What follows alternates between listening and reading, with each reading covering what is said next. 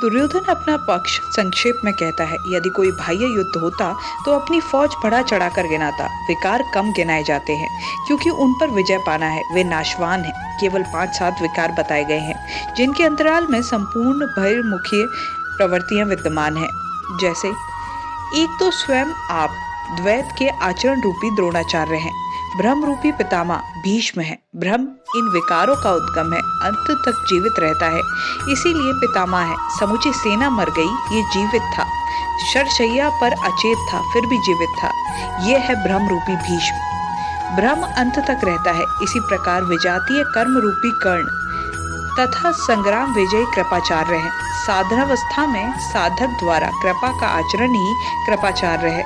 भगवान कृपा धाम है और प्राप्ति के पश्चात संत का भी वही स्वरूप है।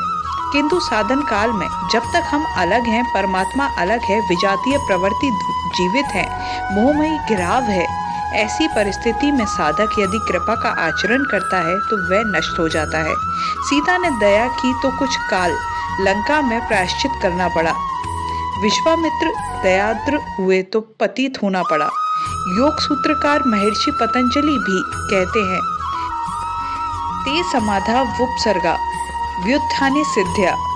व्युत्थान काल में सिद्धियां प्रकट होती हैं। वे वास्तव में सिद्धियां हैं, किंतु कैवल्य प्राप्ति के लिए उतनी ही बड़ी विघ्न है जितने काम, क्रोध, लोभ, मोह इत्यादि। गोस्वामी तुलसीदास का यही निर्णय है।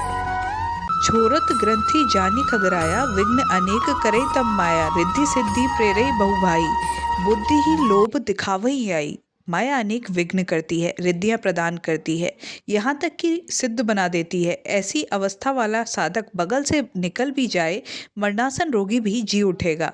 वह भले ही ठीक हो जाए, किंतु साधक उसे अपनी देन मान बैठे तो नष्ट हो जाएगा। दया बिनु संत कसाई, दया करी तो आफत आई। लेकिन अधूरी अवस्था में ये विजातीय प्रवृत्ति का दुर्धर्ष योद्धा है। इसी प्रकार आसक्ति रूपी अश्वत्थामा सृष्टि में कहीं भी वस्तुओं में लगाव ही आसक्ति है। द्वैत का आचरण द्रोणाचार्य है। द्वैत ही आसक्ति का जन्मदाता है। शस्त्र हाथ में रहते आचार्य द्रोण की मृत्यु नहीं हो सकती थी। वह अजय थे। भगवान कृष्ण ने कहा, कौरव पक्ष में एक हाथी का नाम अश्वत्थामा है। भीम उस हाथी को मारकर अश्वत्थामा मार गया। ऐसा उद्घोष करें। इस अप्रिय सूचना से आचार्य मर्माहत हो शिथिल हो पड़े। उसी समय उनका अंत कर दिया गया।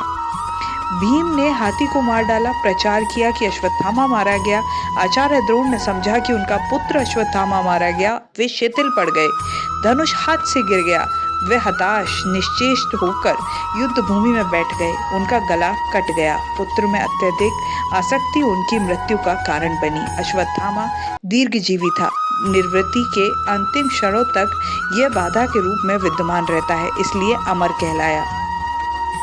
दुर्योधन कहते हैं, और भी बहुत से शूरवीर अनेक शस्त्रों से युक्त मेरे लिए जीवन की आशा को त्याग कर युद्ध में डटे हैं। सभी मेरे लिए प्राण त्यागने वाले हैं,